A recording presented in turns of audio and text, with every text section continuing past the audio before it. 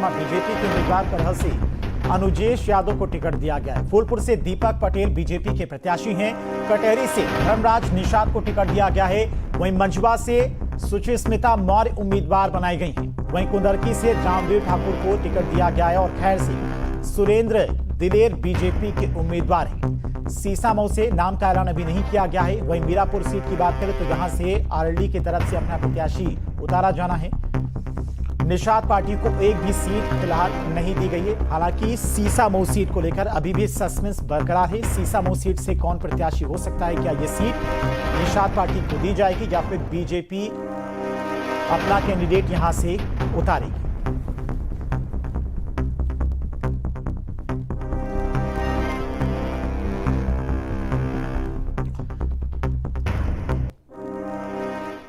और चलिए, लगातार जिस तरह से लगातार उपचुनाव को लेकर प्रचार अभियान चल रहा था, बीजेपी की तरफ से टिकटों को लेकर मंथन किया जा रहा था। समाजवादी पार्टी की तरफ से लगभग सभी प्रत्याशियों का ऐलान किया जा चुका है। 2 सीटें जो कांग्रेस की तरफ से वहां पर प्रत्याशी उतारा जाना है, वहां से प्रत्याशियों का ऐलान नहीं हुआ है।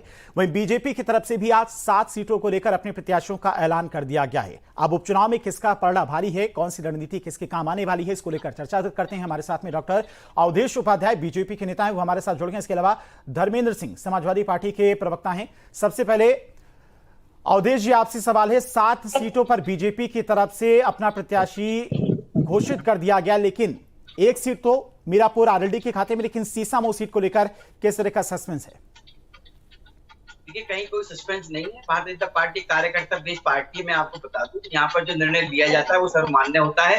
ये और पार्टी की तरह नहीं है कि माँ बेटे बैठकर एक कमरे में कोई निर्णय लेते हैं या चचा भतीजे मिलकर कोई एक कमरे में निर्णय लेते हैं। यहाँ जो निर्णय लिया जाता है, कमेटी बनती है, उस समय वो कमेटी निर्णय लेती है कि किसको टिकट लेना है, किसको टिकट देना है, किसको चुनाव लड़ाना है। दूसरी बात मैं बताऊं आपको, ये जो समाजवादी पार्टी का जो मंथन चल रहा है, इनमें आपस में ही अभी ये तय नहीं हो रहा है कि कितनी सीट कांग्रेस को देनी है, कितनी नहीं देनी है। आपको पता होगा पीछे अभी क्या अजय राय जी को जब 2 सीट का ऑफर किया गया कांग्रेस पार्टी को, तो उन्होंने कहा भाई हमें नहीं चाहिए, हम लड़ ही नहीं रहे चुनाव। उन्होंने हाथ खड़े कर दिए पहले, क्योंकि वो मांग रहे थे 5 सीटें और ये कह रहे हैं कि हम तो देंगे नहीं 5 सीटें, हम तो 2 ही देंगे। इसीलिए तो इनमें अभी चल रही है बात। नहीं तो ये कांग्रेस पार्टी अखिलेश यादव की तरफ से आज ट्वीट किया गया है और राहुल गांधी का उन्होंने शुक्रिया भी अदा किया है। उन्होंने कहा है कि मिलकर चुनाव लड़ेंगे, यहां पर जीतना बहुत जरूरी है। इसीलिए अखिलेश यादव ने कहा है कि 2 सीटें कांग्रेस को दी जाएंगी, जहां से अभी उम्मीदवार नहीं उतारे गए समाजवादी पार्टी की तरफ से। बाकायदा ट्वीट भी किया गया सुबह ही अखिलेश यादव की तरफ से। देखिए, चाहे ट्वीट करें कुछ भी करें, लेकिन जो इनकी जो अंतर कलह जो चल रही है वो उत्तर प्रदेश जनता बखूबी देख रही है। और मैं आपको बता दूं, ये उपचुनाव में भी जिस तरह से 2022 में उत्तर प्रदेश की जनता ने अपने उत्तर प्रदेश को उत्तम प्रदेश बनाने के लिए जो एक सुशासन वाली सरकार चुनी, उसी तरह से उपचुनाव में भी उत्तर प्रदेश की जो जनता है, जो उपचुनाव है विधानसभाओं में, उनमें भी जो वहां की जनता है वो फिर से एक बार भारतीय जनता पार्टी की सरकार चुनने जा रही है। धर्मेंद्र जी, कितनी सीटें समाजवादी पार्टी के खाते में और कितनी कांग्रेस को दी जाएंगी? हालांकि अखिलेश यादव ने आज साफ कर दिया है 2 सीटें कांग्रेस को दी जाएंगी, जहां से अभी तक प्रत्याशी का ऐलान नहीं किया गया है। देखिए, पहले भी हमने कहा था, पहले से हमारा कॉन्सेप्ट क्लियर था कि कौन कितनी सीटें लड़ेगा, इससे ज्यादा महत्वपूर्ण है कौन नेता कौन सी सीटें जीत सकता है। ये बड़े अर्ज का विषय है कि हमारे बड़े नेताओं ने आपस में तय किया कि सारी सीटें जो 9 सीटों पर चुनाव है, 9 की 9 सीटें समाजवादी पार्टी के चुनाव निशान के तरह लड़े गए। और इंडिया गठबंधन के प्रत्याशी होंगे, किसी एक दल के नहीं। और इंडिया गठबंधन के एक कार्यकर्ता बूथ लेवल से लेकर के राष्ट्रीय नेतृत्व तक सब लोग कंधे से कंधा मिला करके इन प्रत्याशियों को जिताने का काम करेंगे। सवाल देखिए, इससे महत्वपूर्ण है कौन कितनी सीटें लड़े। सवाल इससे ज्यादा महत्वपूर्ण ये है कि संविधान बचाने की बात हो, आरक्षण बचाने की बात हो, लोहिया जी के महात्मा गांधी जी के विचारों को आगे ले जाने की बात हो, उसके तहत इंडिया गठबंधन देश के अंदर जो सामुदायिक सौहार्द बिगाड़ने का काम में सरकार कर रही है, इसको बचाना होगा। ये ज्यादा महत्वपूर्ण मुद्दे हैं अपेक्षाकृत कौन किस सीट पर चुनाव लड़ेगा। तो इसमें इसीलिए हमारे नेतृत्व ने तय किया कि सारी सीटों पर मुद्दे इंडिया गठबंधन चुनाव में, लेकिन सहयोगी दलों का साथ भी तो जरूरी है। प्रदेश अध्यक्ष कांग्रेस को कुछ और कहते हैं, अखिलेश यादव राहुल गांधी से बात करके कहते हैं कि 8 सीटों पर समाजवादी पार्टी के प्रत्याशी उतर रहे हैं। तो अगर आपके सहयोगी आपसे खुश नहीं होंगे तो कैसे मिलकर चुनाव लड़ेंगे? नहीं, हम हमारी अगर पूरी बात होते तो आप समझता। मैंने कहा कि किसी भी नेतृत्व में कहीं भी किसी प्रकार का कोई मनभेद नहीं है। पूरा नेतृत्व नीचे बूथ स्तर के कार्यकर्ता से लेकर के राष्ट्रीय नेतृत्व तक का ये फैसला है और स्वागत योग्य कदम है। ये बड़े मन की बात है कि कौन सीटों पर किस सीट पर कौन लड़ेगा, पार्टी का सिंबल होगा। इससे ज्यादा महत्वपूर्ण था जो पहले दिन से समाजवादी पार्टी कहती आई कर रही है कि किस तरह से भारतीय जनता पार्टी को हराया जाएगा, किस तरह से सांप्रदायिक शक्तियों को रोका जाएगा। उसी के तहत निर्णय लिया गया है कि हम सारे लोग समाजवादी पार्टी, उत्तर प्रदेश के 9 चुनाव हो रहे हैं, इसमें समाजवादी पार्टी के चुनाव निशान के तले पूरा इंडिया गठबंधन एक होकर के सारे प्रत्याशियों को जिताने का काम करेगा। अवधेश जी, एक तरफ समाजवादी पार्टी का पीडीएफ फॉर्मूला और उसका नतीजा भी 2024 के लोकसभा चुनाव में दिखा था। टिकटों को लेकर काफी ज्यादा इस बार मंथन हुआ, यूपी से लेकर दिल्ली तक दौड़ हुई और कई नामों पर मंथन करने के बाद चुन चुनकर नाम ये जो 7 आज आए हैं इन्हें प्रत्याशी घोषित किया गया, यानी कि काफी मंथन चला इन नामों को लेकर। लेकिन अभी सीसामऊ सीट को लेकर ऐलान नहीं किया गया है। सहयोगी दलों को साथ में लेकर कैसे चलेंगे? अगर ये सीट भी बीजेपी के प्रत्याशी को दी जाती है तो निषाद पार्टी, संजय निषाद जो लगातार दिल्ली भी पहुंचे थे अभी गृहमंत्री अमित शाह से मुलाकात करने के लिए, उनको कैसे मनाएंगे? देखिए, ये मनाने की तो कोई बात ही नहीं है पत्रकार महोदय। मैंने आपको शुरू से बताया, भारतीय जनता पार्टी एक कार्यकर्ता बेस्ड पार्टी, यहाँ किसी की नहीं चलती। यहाँ एक बोर्ड बनता है, कमेटी बनती है, वो कमेटी निर्णय लेती है, वो कमेटी का जो निर्णय होता है वो सर्वमान्य होता है। यहाँ कोई एक घर की पार्टी तो है नहीं भारतीय जनता पार्टी, चाचा भतीजे निर्णय लेते हैं या माँ बेटे में एक कमरे में बैठकर निर्णय ले लेते हैं। यहाँ तो एक कमेटी बनी है, कमेटी निर्णय लेती है किसको चुनाव लड़ाना है, किसको टिकट देना है, किसको कहाँ बैठाना है। ठीक है, दूसरी बात, अभी आप बात कर रहे थे पीडीए।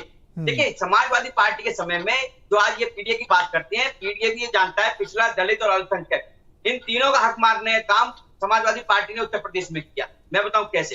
देखिए, आज यदि पीडीए को घर मिल रहा है तो किसके थ्रू मिल रहा है? पीएम आवास योजना के माध्यम से मिल रहा है। चाहे वो उत्तर प्रदेश का पिछड़ा समाज हो, चाहे वो गरीब हो, दलित हो, अल्पसंख्यक परिवार के लोग हो। ठीक है, किसी को यदि उज्ज्वला योजना के माध्यम से सिलेंडर मिल रहा है तो कौन दे रहा है? भारतीय जनता पार्टी सरकार दे रही है, मोदी सरकार दे रही है। किसी को यदि आयुष्मान योजना के माध्यम से 5 लाख रुपए तक का फ्री इलाज मिल रहा है तो कौन दे रहा है उत्तर प्रदेश में? भारतीय जनता पार्टी दे रही है, मोदी सरकार दे रही है, योगी सरकार दे रही है। हमेशा समाजवादी पार्टी ने तो पिछड़ा, दलित और अल्पसंख्यकों का तो हक मानने काम किया है। किस मुंह से ये बात करते हैं? अरे बात, यदि आप पीडीए की बात करते हैं, पिछड़ा दलित की बात कर रहे हैं, आप अगर उनके मसीहा बन रहे हैं तो भाई एक बात बताइए ना, जो अलीगढ़ मुस्लिम विश्वविद्यालय में, जामिया मुस्लिम यूनिवर्सिटी में जो दलितों का, ओबीसी का जो आरक्षण जो खत्म किया गया था उसको लागू करवाओ ना, आप सब साथ रहेंगे आपके। लेकिन नहीं कर पाएंगे ना। ये तो केवल एक तुष्टिकरण की राजनीति जो पहले करते थे वही कर रहे हैं अभी भी। लेकिन उत्तर प्रदेश की जनता ये बखूबी जानती है कि 2017 से पहले क्या माहौल था उत्तर प्रदेश का।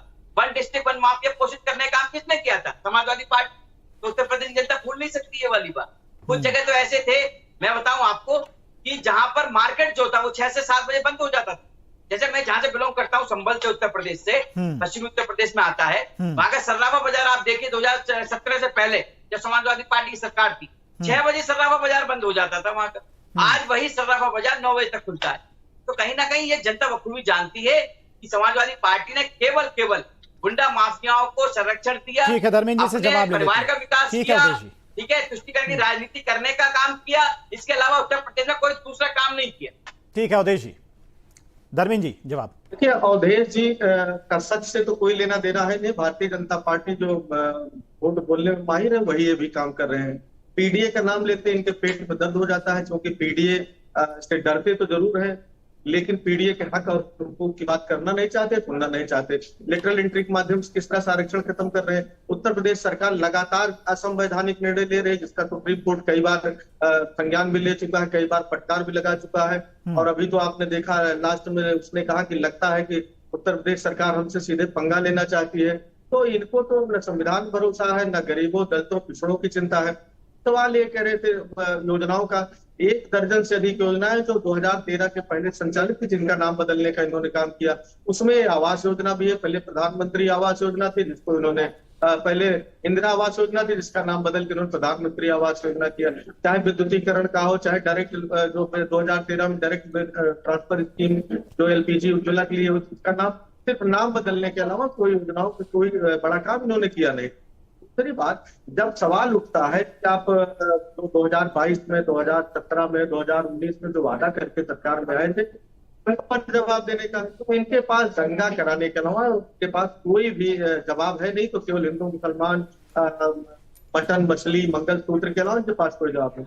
इनसे पूछिए कि महंगाई इन्होंने खत्म करने का वादा किया तो उसका क्या हुआ, एलपीजी नहीं, का धर्मेंद्र दाम जी, कम करने का अवधेश जी वादा कह रहे हैं किया कि तो उसका क्या हुआ, 2017 के पेट्रोल पहले डीजल प्रदेश का में दाम दंगे करने होते का थे। वादा किया तो क्या हुआ था, मां धर्मेंद्र गंगा जी, को साफ करने का वादा किया तो उसका क्या हुआ, अवधेश जी का कहना है कि 2017 के पहले वादा किया उत्तर तो प्रदेश उसका- की क्या छवि थी, नहीं, वो पूरा देश जानता है अब किस तरह अवधेश से यहाँ पर गुंडई होती थी, माफिया खुलेआम अवधेश घूमते जी थे। ने खुद ही कहा कि हम जिस गांव के रहने वाले हैं उस गांव में 6 बजे बाजार बंद करा देते तो उसका क्या जवाब हाँ, दिया तो जाए? 2017 ये तो पूरा से पहले प्रदेश यही हाल था जानता वहाँ है, पर, जब ये समाजवादी तो पार्टी पूरा की प्रदेश सरकार थी जानता है कि तब सारे यही हाल सारे था वहाँ दंगाई पर। इनके लेकिन साथ जब से भारतीय और जनता एक पार्टी देखिए की अभी सरकार उत्तर प्रदेश में आई नहीं है, आप तब सुन से लीजिए, कम से कम चिंता अवधेश जी बीच में- कर रहे हैं पेट अपने में आप दर्द ना हो, मैं पूरा आपकी पोल खोल अवधेश जी बीच में नहीं आएंगे आपके के पास। दंगे में इनके जवाब के विधायक बाद। ने मुकदमा लिखा है कि भारतीय जनता पार्टी के 1 दर्जन से अधिक नेताओं के खिलाफ कि इन्होंने जो है दंगा कराने का काम किया। ये तो खुद मानते हैं, तो दंगाई पार्टी है, दंगा में संलिप्त लोग हैं, जहाँ के रहने वाले इन्होंने खुद ही बताया संबल में वहां के हम जहाँ के रहने वाले वहां 6 बजे दुकानें बंद करा देते थे।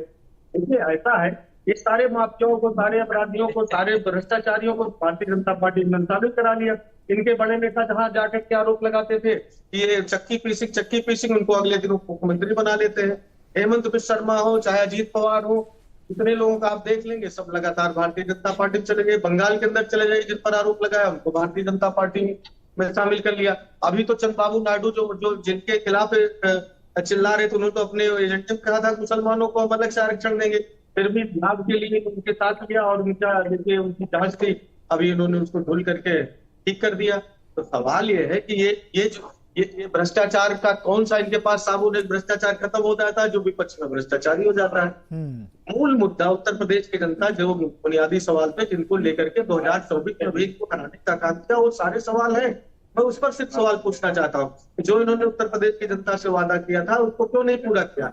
चाहे इंडस्ट्रियलाइजेशन हो, चाहे सर्विस सेक्टर हो, कितनी इंडस्ट्री लगा दिया, 4 ग्राउंड ब्रेकिंग सेरेमनी किया, 4 कंपनियों के नाम बता दें जो उत्तर प्रदेश के अंदर आ गए हो, जिसमें उत्तर प्रदेश के नौजवानों को नौकरियां मिल गई हो।